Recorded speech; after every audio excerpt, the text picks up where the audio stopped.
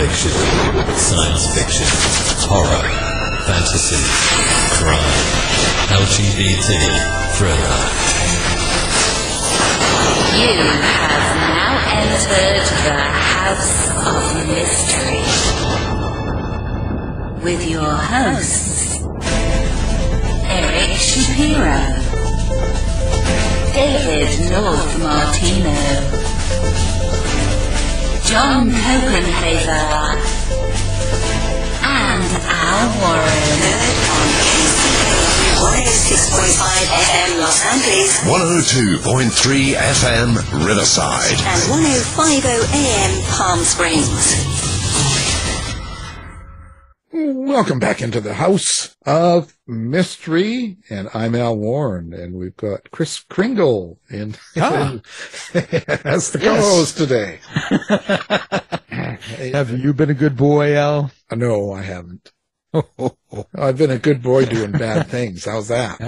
I've been a bad boy doing good things. I have my list. Oh, and who's naughty and nice? Nice. That's right. I'm on the naughty list, hey? Yeah, I know how that goes. Yeah. Well, if you get on the nice list more times than the naughty list, doesn't that count for something? Yeah, of course it does. Yeah. Makes sense. Yeah. Well, it better, or I'm going to tell. I know this Santa here, this Chris Kringle drinks whiskey, so. Yes. Yeah, no cookies, whiskey. Well, I'll take some cookies, too. Yeah. Yeah, forget you never say no to cookies. Yeah, come on. You could leave out cake, cookies, anything by the tree, and he will take care of it. He'll bring it back to the reindeer. Yes, yeah. Yeah, he's such a caring man. Yeah. And the elves. Yeah, them too. Elves on the shelf. Well, let's see. Now, today, this is the final show before next week. Next week, we've got all live music with, let's see, Adrian Christian, who's got the top 10 song right now called Midnight Will Be Clear. And he's done a couple of versions, and as well as he's got like a video, and then we've got Sudi Karatis, who writes a lot, plus he's done a Christmas movie, and Jolly Roger UK band, who has got a new single out for Christmas as well. So we've got all that live next week, and they're going to talk about their experiences and writing and all sorts of fun. So don't miss it. I won't. Yeah, you won't. You better not. I'm going to quiz you. I'm going to make sure you follow. I'll be tuning in. Tune in, drop out. Tune in, drop out. Okay, so now today, for the final episode of thrillers and writers and all that sort of stuff, we've got the great DC Gomez. So thank you for being here. Hello, gentlemen. I'm so glad to hear. Oh, I've never been introduced as the great. That's a good one. Well, it's great.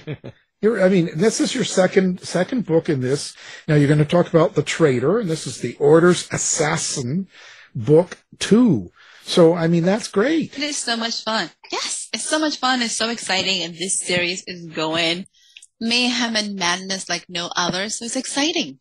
Yeah. So there you go. See? So you're great. Love it. Let's talk about the premise of the series first. So someone that has never heard about the first book, or didn't hear your first interview and doesn't know anything about this. So what's the premise of the series? The Order's Assassin is a kind of a spin-off of my Intern Diary series. So you're looking at urban fantasies to the core. So any fans of urban fantasy, magic, and the real world mashed together, this is a series that might want to pick up. One of the things you have is at the end of Judgment Day, beginning of the hitman, one of the things that you find is that the Order of Witches was betrayed, and they have no idea how bad the infiltration was going. Eric, who is our main character, has been tasked and recruited to kind of weed it out, figure it out. They think they have the main traitor identified, but he's a snake in the grass and they can't find him. So the hitman introduces you to the character, and the main idea is like, oh my God, they almost had him. Oops, didn't quite work out. So in The Traitor, you have Eric going to Salem. So for any Salem fan, I'm originally a Salem girl.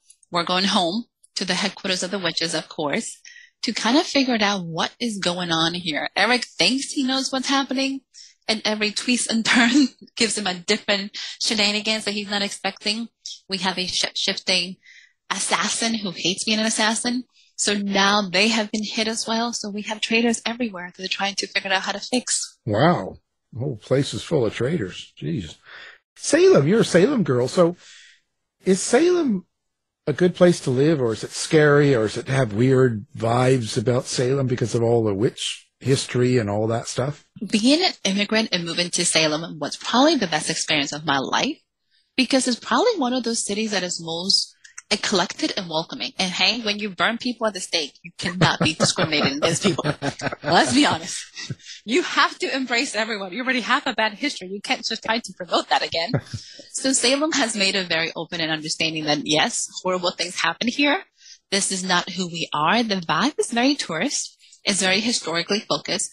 Growing up, I thought the rest of the United States was this way. I thought everybody knew about the Salem witch trials. I thought everybody was following the American Revolution and they knew about Conquer and all these things that are so huge in Massachusetts. And then when I went out of Massachusetts, went to school in New York, and then joined the military, I'm like, nobody knows and nobody cares. Like, this is a very New England feel. So it is like living in a postcard. Everything is gorgeous. Granted, it's cold 8 months of the year, but it is a whole different world that most people don't know. Wow. Well, does this take place in a modern Salem? Is it an alternate Salem? How do you work with that? For me, when it comes to urban fantasy, I'm going to pick modern days. And as long as the cities don't change too much in between when I wrote it in the books, you can take a tour of the town following the book and realize, oh, that house is still here, or that business is still here, that hotel. So for Eric, his home or penthouse is going to be the waterfront hotel, but it's a real hotel by the waterfront in Salem. So I will give you as many real places involved. Some of them are going to have a different twist. So do not try to go to somebody's basement thinking you're going to find this underground bar, because it's not there. I hope, maybe. So I did lots of research. And here's the backstory for Traitor for everyone in this series. A couple years ago, when I started writing, I told my mother, hey, I'm going to write a book in Salem. She's like, that's great. You need to write a book at home. And I hadn't. So fast forward a good 17 books. I have nothing in Salem. So my mom goes, so when is that book in Salem going to take place? And I was like, oh my God, I can't believe you remember that. So here we are going home to Salem to the Order of Witches. And because I was doing a book in Salem, I dragged my mother for like 5 hours to go walking around Salem, taking pictures and researching with me. So yeah, so she was, I'm hoping amused, but at the same time, she's like, that's not what I had in mind. I was like, hey, you said you want a book. You're coming with me. Let's go. That's right. Did you yourself find it changed a lot from when you were younger compared to when you were putting together the book? Everything changes in terms of perspective, and I think we all can relate. If you ever go back to your middle school, your high school, like, why does this building doesn't look as big as I remember? Salem had that feel. Everything didn't feel nearly as big or intense when I was growing up. Like, as an adult, I was like, that's a lot closer than I thought, or that's not nearly as exciting as I remember. So it changes the perspective. The magic of the city is still there, no pun intended. It is still a city that can capture the imagination. And it's the same thing about most New England cities. You have modern cities where these buildings have been there since 1600, and you're having to take a step and going, wow, like how the time just kind of stands still just by the architecture of the place. Wow. So how do you address all of your witches and demons, and you've got shifters and you've got all these things in there? Are you the using the standard kind of way that these characters act in a lot of other fantasies, or do you have your own sort of technique? I pulled from what is traditional to most readers, so I wanted to still believe the essence of what's very traditional. I have vampires in my series, and my vampires are not sparkly. Sorry, they tend to be beast and mean, and they're going to destroy you. So my demons are hideous. It is much more on the darker side. If you're thinking of fairy tales, I'm definitely more of a grim girl than a Disney. I have to admit that. So I don't have gore everywhere, but my characters tend to be a lot darker in nature. So I do a lot more of the dark humor. When it comes to their powers, I try to stay somewhat to the traditional. Like, I do believe vampires are going to destroy the sun. Your demons are still going to get destroyed by holy water. And your angels will still be sparkly with beautiful wind and gorgeous. So I tend to kind of play with that. How do your shifters work? What can they shift into? The clan of assassins that I have here can actually pick. So they're very much a notorious clan. I have given them extra powers. For this clan of assassins, they're able to actually regenerate. So my main characters can shift into any of the feline side that she chooses. She prefers felines to anything else, so she can go from a panther to literally a cat if she wishes. But if she can lose a limb, it will eventually grow back. The only thing you can't really lose is your head and get shot hard. But they tend to have a much more healing power and faster health as long as they can shift to an animal form. They all get to pick, at least in this tribe, in this clan of assassins, what they can be, but they all have a preference kind of in their animal. Wow. Now, so when you're writing these characters, especially like the darker characters, so you're writing, you say that your vampires are dark and they're gonna be mean and kill you, and demons are kind of gross and all that. So when you get into the head of these evil characters or these darker characters, and you have to write their dialogue and write out kind of what they're thinking and they're going to do, how does that affect you? Or do you have a problem doing that, or how do you get into it? One of the things that I look at my characters is that nobody's fully bad or fully good. So there's always those shades of in between, and that I think that makes them much more believable. So what they do in terms of whether you're looking at your protagonist or antagonist is, in their mind, they think they're doing the right thing. So when you're looking at somebody's motive, you're going, they believe they're right. They believe this is the righteous way to go. Their approach and dimensions tend to be very gruesome.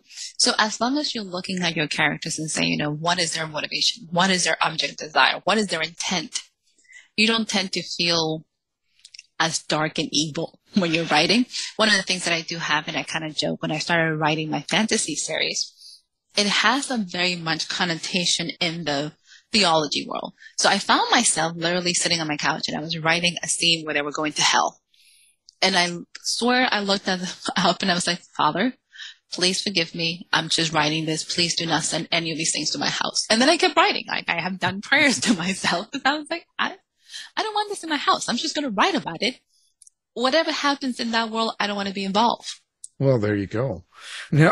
Now your former cop and witch, Eric, now you've taken him from another series and put him into this series. Is that correct? Yes. Say, when you do that, you have to kind of remember and take everything that character was and make them work in this new setting, right? One of the fun things about it is that I have done is I created a universe.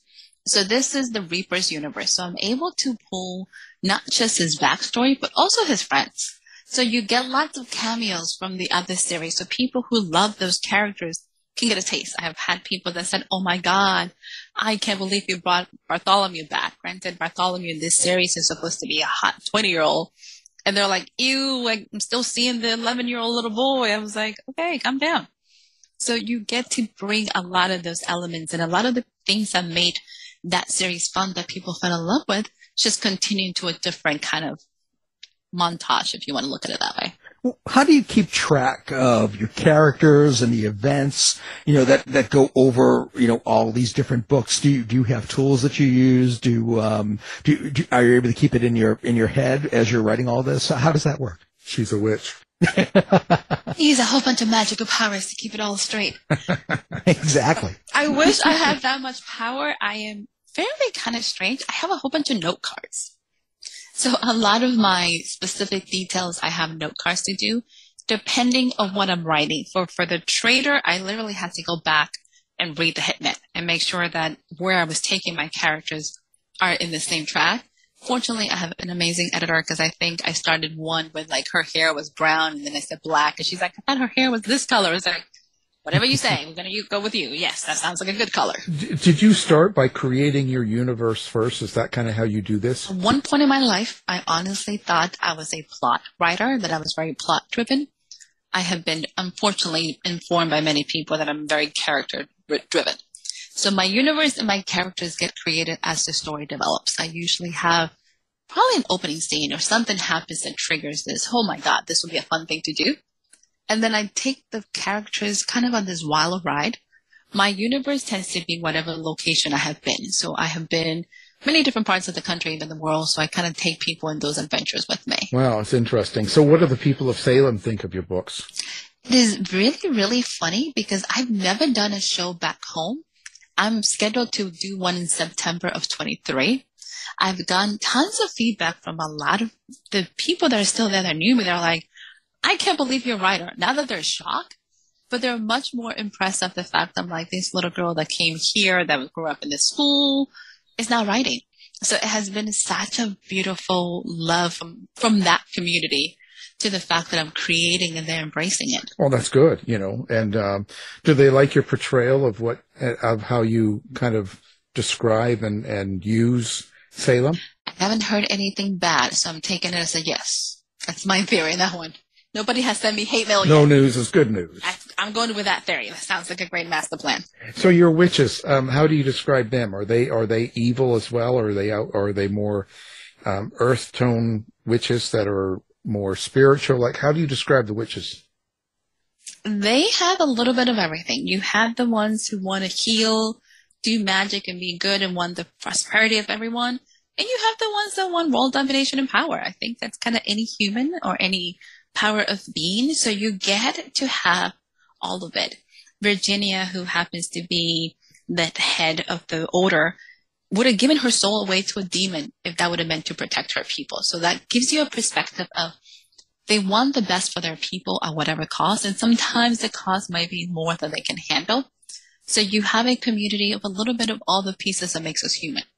You have the ones who are power hungry. You have the ones who are just looking for love and everything in there. How do you write about magic within your books? Do you create your own magic system? Do you pull from mythology, or is it more just from traditional things that you've read? Magic is kind of tricky because I'm still doing urban fantasy, so I still have to have stuff that while it is powerful and exciting, I have witches doing fireballs. I have witches throwing energy across the room. I have witches that can do tracking spells.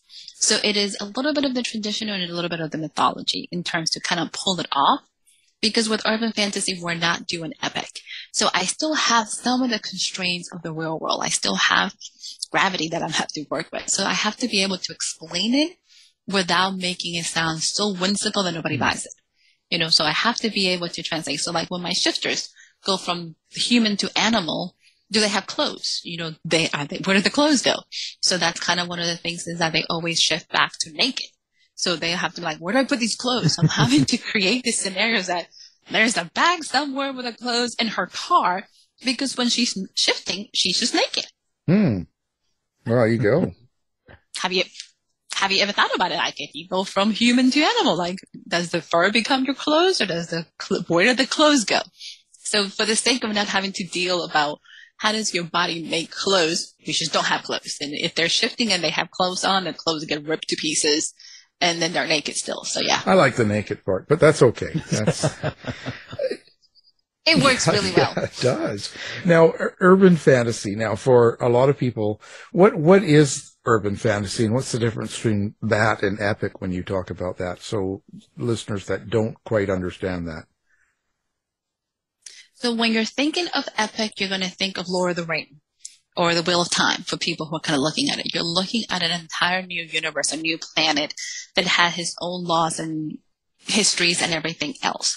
So you're looking at a world that the writer has created that is outside our planes. It might have similar things. You can have some mountains. You can have whatever you want to describe it, but it's still bigger than life. Everything deals within that magical. And usually magic is widely accepted and known for everybody. Urban fantasy takes it on the fact that you are in the real world and that everybody does not know about magic, for the most part. If you listen to the Dresden Files, if you follow Jim Butcher, who's amazing, his main character, Dresden actually has been announced in the Yellow Pages as a wizard. So, or even the Harry Potter series, Harry Potter to some extent is a little bit of it's young adult, but it's very urban fantasy because it still has a supernatural community that's embedded within the real world, but humans don't know about it. Well, why do the humans never know about it? Do they just never see them? It's a combination of what the mind can process. I think for my series is if you really look underneath the reality where you find it. So I interviewed this amazing author who is a witch. That's kind of his definition. And he said, is it really magic, or do we call it religion? So anybody who's Catholic, you're praying to saints and you're praying to all these things, and that to us is a miracle. Well, if you switch the language, is it a miracle, or are you making, petitions or spells? So whatever you want to look at it is kind of a term and definition. So for the humans in my series there's different layers, and is what can your mind process? What can your mind handle? And a lot of the times the human mind cannot handle the mysterious and the unknown and the things we cannot process. You can blame science, you can blame where we're at, but we're not as believing as we used to be. We're not in the times author where we believe that Merlin can come in and save us. Right now we're like, so you can do magic. Well, do you have a Vegas show that I can go watch? Because that's what I think about it. So at the end of the day here, in general, in an urban fantasy too, there's always a challenge. It's someone's got to go through something and get out of it. They've got a large something that they have to go through, a change. How do you decide what you're going to do with your character? Like when you've got Eric. I'm always, as a writer, have a lot of the mystery functions in my writing. Like, I want people to evolve and I want them to do stuff. Like, I can't just have magic for the sake of magic. Like, something has to happen in this. So for Eric's main mission is literally to go find the traitor and bring them to justice. At the end of the day, he believes in right and wrong. He believes in good and evil. He believes that he can make a difference. He's been questioning after doing the job for 18 months and not getting any results. He's starting to question his judgment.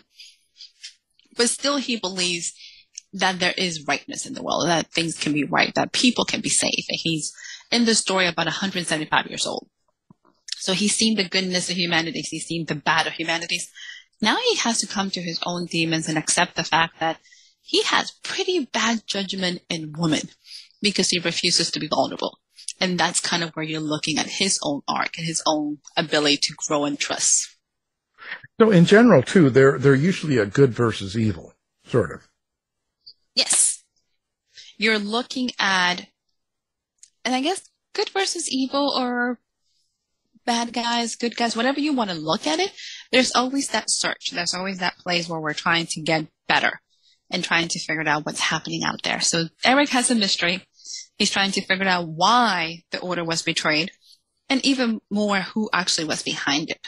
So when you do this, like I imagine now, because you were talking about the characters and and how you were starting with it and how the world develops. So do you know how far you're going to go with this series? It's interesting because I have certain stories that I want to tell for some of the characters that have not been addressed. I have a standalone one from the new intern that took over. So that's something that I'm interested in bringing out because Bob has his own storyline that I want to play, but it comes back to what is Bob looking for? So just to make a story for the sake of it is not my ideal of fun. Like, I really need to have him have a mission. Like you said, like he needs to be doing something. So I have an interesting beginning to that story. Now I'm trying to figure out why is Bob on this poor mission besides me trying to torture him. Now, do you end up with a favorite character when you finish a book like this? More like a favorite family, if that makes sense. When I was writing Judgment Day, I found myself with over 20 to 30 characters all interacting with each other. And it became very much who gets more airtime than the other. Like, which one is your favorite child? Like, who gets more attention? Did I talk about this person? Did I left this one hanging? So I find myself that sometimes you don't have a favorite character. You just have a favorite plot you're trying to follow and how to get them in and out. Well, how does this work for you then? Or how are you dealing with characters? And how do you go through the scenarios? Do you do it all in your head, or do you kind of write it all out, or do you actually dress up in a witch's gown and play the characters? Like, what's the process here? I would love to say that I get dressed up and walk around my house with a wand and swinging my arms. That would be amazing. I'm not that fun. I'm kind of boring. I'm sorry. I am. I'm a little boring. A lot of the things, I do move my hands a lot to make faces when I'm typing and creating the story, yes. If you see me around in like a cafe, I'm kind of scary because I look like I'm having an epileptic seizure, like all the waving around. So that's a little scary for people. But in terms of when I'm looking at my timelines, I tend to do lots of little sticky pads in terms of making sure that I'm getting my time frames correctly. Because I am playing in the same universe that other stuff is happening, I have to be careful that they don't overlap and conflict with each other. Well, how do you create your dialogue? Do you have an inner monologue? Can you hear those characters? Do you have a different way of doing it? Only for the first series, the Intern Diaries, everything was in the voice of Isis. So everything was very first person. So you got to hear her entire inner dialogue. For urban fantasy, it's very common for the entire series to be written in first person. I have switched it up and done third person for Eric. And for whatever reason, a lot of my novellas tend to go into the third person. Just, I like it. It's kind of fun.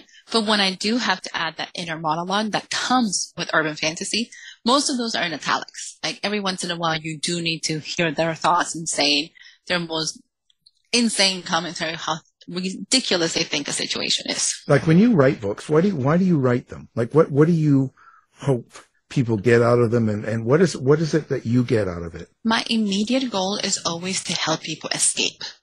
You know, every book has an underlying theme, whether I'm talking about social commentaries, whether I have an idea that I want them to ponder. But if they get it, great. If they don't, that's okay too. My writing can be anywhere from a young adult in high school to any age adult. So I'm not looking to push a theme. I do want people to get lost in these stories. I want them to connect with these characters and make them part of their family and find a piece of them in these characters. I want people to be able to say, yeah, that was messed up, but I would have done that. So I want them to have something that, you know, for a couple hours out of their days, because life as a whole can be so excruciating painful that they can escape. For me personally, I can honestly say, and it sounds a little bit very, very cheesy, but there's nothing I can do about it. There is a hole in my soul when I'm not writing.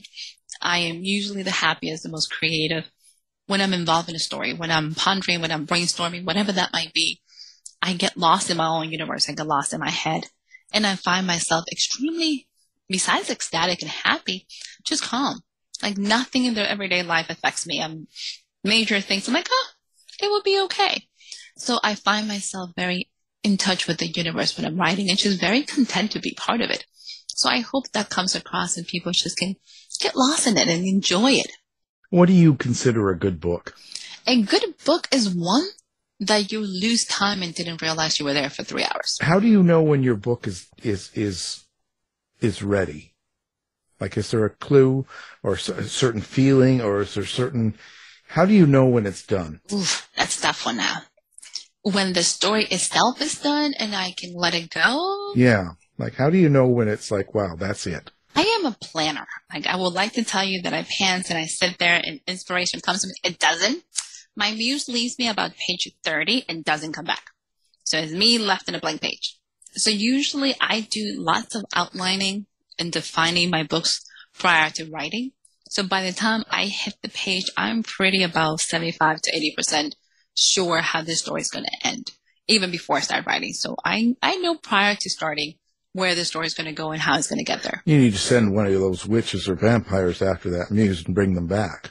Thank you, because I don't know where she goes. I'm like, are you coming back? Because this is not going well. You can get Witch Hazel out there and just get on her. get that straightened out, I'll tell you. Thank you. Well, get on that. That's what we do. Where do you get your accessory characters? Like, when you have certain shifters or demons or witches, like ones on the side that are there to do things, but they're not major characters.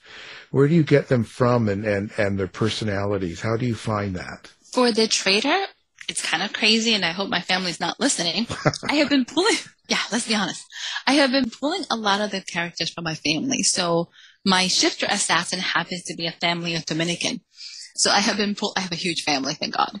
So I have been pulling a lot of the qualities of that side of my world, being able to look at my family and say, okay, if my cousin was doing A, B, and C, or if my uncle would have done, my aunt would have done, how would they react? So I'm able to put from not so much the person, because I think that becomes a little bit way too sensitive and sentimental for people, but more or less their qualities or their mannerisms or what they say, how they talk.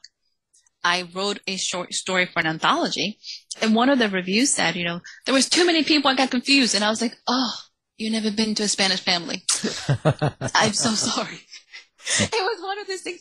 It could have been a negative, but all I could do was giggle because I was like, okay, point accomplished.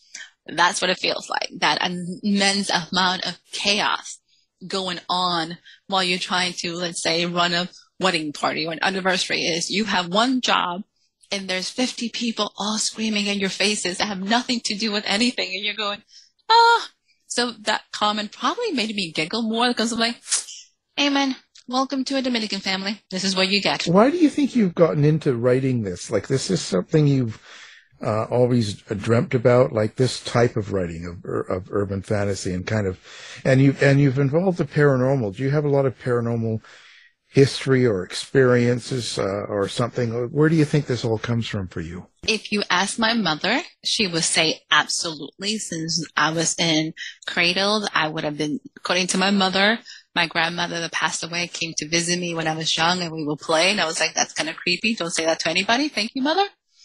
So it's a little more than anybody can handle. I have always been, I think many of us, very curious about the afterlife. Is there a heaven? Is there a hell? Is there a purgatory? Are all these things really there? Is there another world we don't understand? Is there ghosts? Do we talk to them? So writing about it is kind of indulging my curiosity. It's kind of exploring that if this really happened, if I could have my way in my universe and be queen for a day, which is what happens when you're a writer, this is what that world will look like. And it's not pretty. It doesn't have to be shiny pearl gates and everything else. It's kind of messy. And it's a beautiful reflection of who we are as a society, but there's still goodness in them, and there's still hope, and there's people still trying to take care of each other. So I have this infatuation for the what if. The paranormal is the what if. What if these things were really taking place? What it would look like? Well, it's interesting, hey? Well, there's a lot of horror elements in urban fantasy. So I'm just wondering, why you went towards urban fantasy instead of horror. Is there is it just kind of what you were geared towards through reading, or is there another reason? So, confession for the day, I never saw the horror elements until somebody tried to put my books in that category. And I'm like, I'm too goofy and this is too funny, because I have such a dark sense of humor that I never saw the darkness in it. I just, I have an entire book and another series coming out that is about zombies. And everybody's like, that is such horrible, they're so dark. And I was like, you haven't read my books. They're like, what? I was like, I have zombies cutting the lawn and doing landscaping. I was like, we're not talking the same thing. And they're like, oh my God, girl, how does your mind function? But it was very different in terms of how do you take something that for most people has such a dark undertone and make them funny and make them humorous. Because when you take away some of the mystique and some of those elements, it makes you really want to giggle. So I have had people that send my books that like their summer beach books. I was like, not what I would have considered, but thank you. I have many people that send me messages like, oh my God, I couldn't stop laughing. I was like, good, because I was laughing when I was writing it. So it has the elements, just not in the same way most people would ever expect to see it. I guess you kind of have to plan where you're going to be humorous in the book. It comes across, at least to me, probably because that's how I live my life, and it makes people a little bit nervous, especially if you have to deal with, hospitals and police officers. It makes life a little difficult for my friends. But everything to me can be a little funny. So the characters' interactions, when it should be tense and very, very dark, there's always somebody that has, that beat of comedy that just makes you go, oh God, like, did you say that out loud? So it is a lot of the straight guys. So Eric happens to be very intense, very focused in trying to get what he's looking for, his mission, and his bad guy. And then everybody else around him, I'm not taking life as seriously as he is. So he's just left to look at this from a whole different perspective and just want to shake his head like, oh my God, where am I? Well, with the humor, do you need to, kind of like a sense of comedic timing to write humorous prose, or is it, do you do it in some other way? To some extent, you have to. You have to have a sense where it will fit, or else. And it's interesting because it comes a lot more natural to me than I had previously imagined. I do fantasies as well as I do fiction. And one of my favorite fiction books is the Cat Lady special that I wrote. And she has an entire discussion about, and I'm going to tell you, gentlemen, so you can I thought it was hysterical. My readers really much enjoyed it, but she has an entire commentary. Angela is 45 and she's going to go meet her mother and her mother's friends who are like 70 and 80s. And she walks in, she's having a depression moment. She's a little bit not what a Southern lady should look like. So she's a little hot mess. And these older ladies look at her like, honey, have you been sick? And she's like, you're a little too thin, girl. What's going on? So Angela's trying to defend herself. And they look at her, it's like, you do know ribs are not sexy. Nobody's calling overseas to be like, oh, let me send some money to those skinny kids in Africa. No, ribs are not sexy. So that's kind of the stuff that I write, because at some point in time, you have seen the commercials that send some money overseas to save these kids. And you're not thinking, oh yeah, there are some sexy looking kids. Let me send them a check. No, you're like, they're hungry. Let me send them some money. Yet we have this deception that we want to make every woman in every one of these books tall, underweight, and fabulous. And sometimes somebody has to tell you, that's not cute or sexy. Now, you had time in the military before, and so do you find that you use a lot of that experience in your writing? It comes across faster than I can actually plan. Isis, one of my characters, is a prior vet, and a lot of the military, I want to say, principles tend to come across, whether I like it or not. So a lot of my characters do have that sense of, I think, urgency that sometimes we don't have if you haven't been in the service. There's always that sense of like time is ticking away and we must hurry. Now, out of all your books, what's been your favorite one to write? Ooh, right now, probably, I'm trying to think. I am working on a post-apocalyptic, still very urban fantasy series, which is Chronicles of Elijah and Elijah. So Recruited right now is probably my favorite, probably because it takes place in the future. It is a future where you have a war between witches and literally humans again. But it is also the fact that everything's in zombies, yet the zombies are not the most scary things out there. It's actually the humans, if you happen to be a witch. So it is taking some of those elements and going, okay, especially because one of my main characters happens to be a necromancer cat that can control zombies. So he's not terrified of them. It's just his pets. So now let's talk about your social media, website, and information of how you like to interact with readers, or do you, and stuff like that. How do people get a hold of you? I am usually trying to be very active on Facebook, and now I have joined TikTok. So I'm learning the TikTok community, so people can find me on TikTok. You can find me on Instagram as well as Facebook. That's as much as my mind can handle at any given time. Any more than that, I might just lose my mind. So I have to kind of maintain fairly small social media sites. But anybody who wants to just literally connect, you can send me a message through any of those, or just swing by my website and send me an email if you're old school and like emails. I still love emails. I don't know if anybody does, but I do enjoy.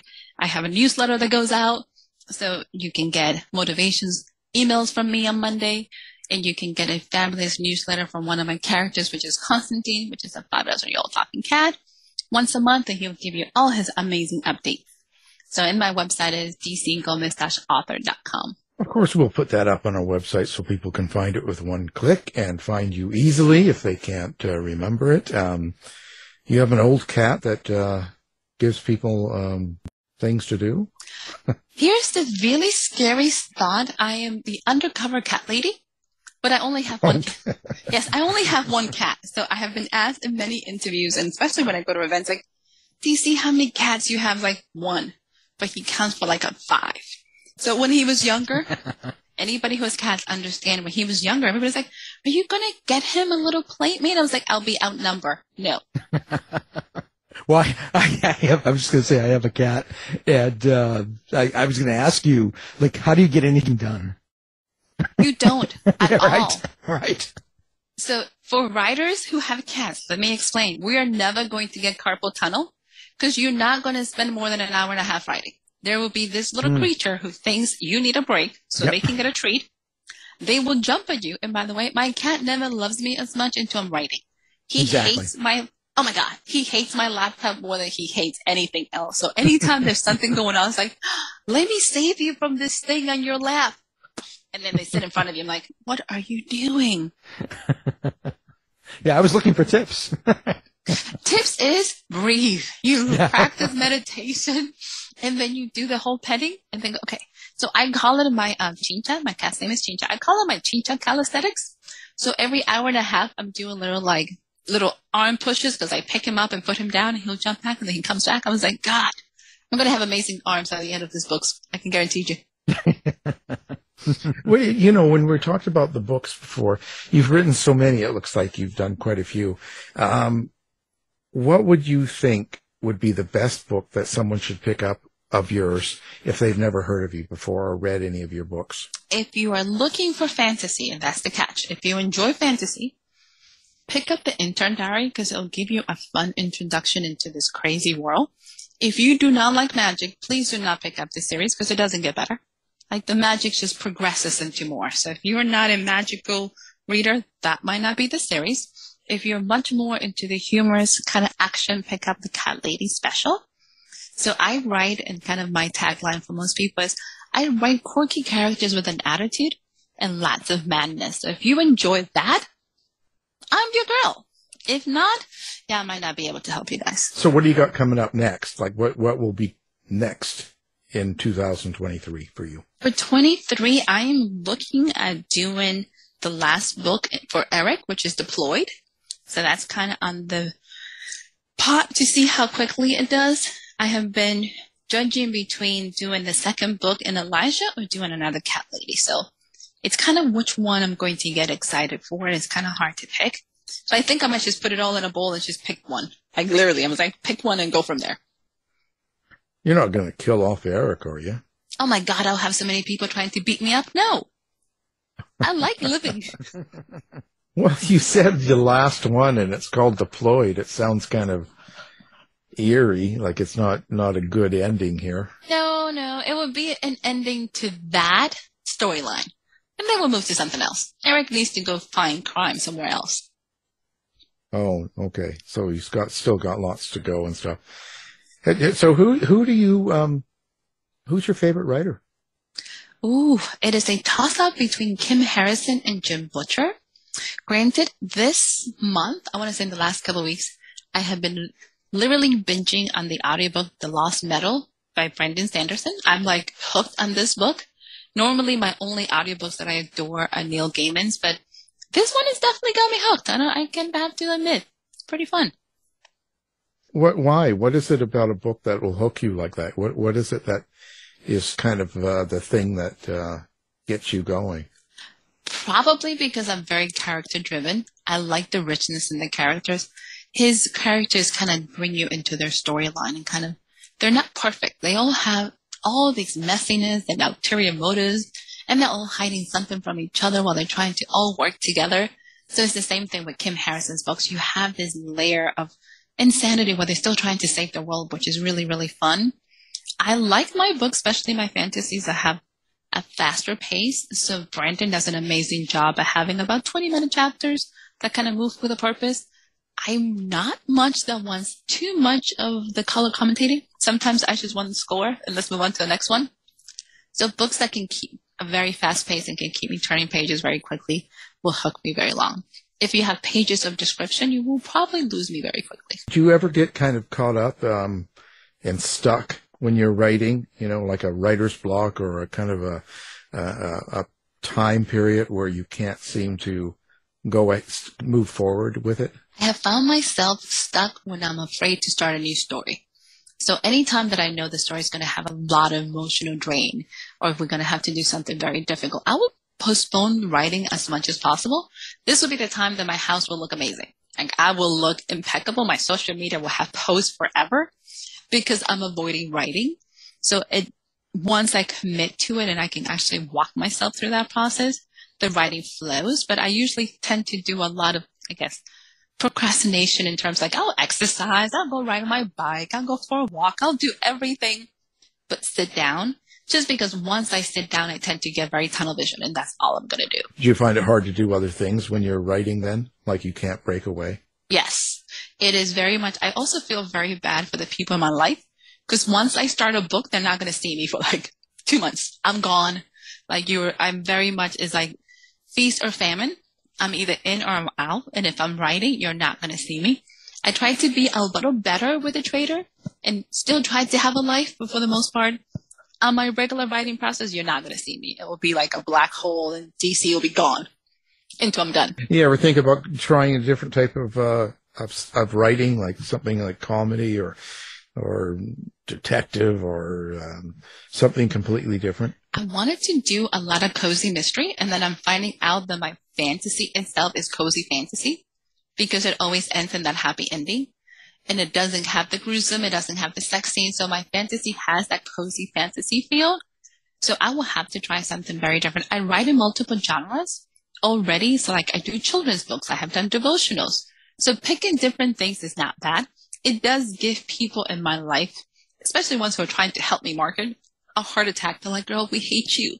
Do you know how hard it is to do this? I was like, I'm sorry, but this would be great. I'm like the little kid, literally. I get an idea. I was like, oh my God, we're going to do this. And everybody gets excited until they realize, oh my God, why? Why are we doing this? Why can't you make life easy? Do you do anything to relax and recharge after writing a book? I have my own little tradition every time I'm done with a story or a project, and especially a book. I actually treat myself to movies.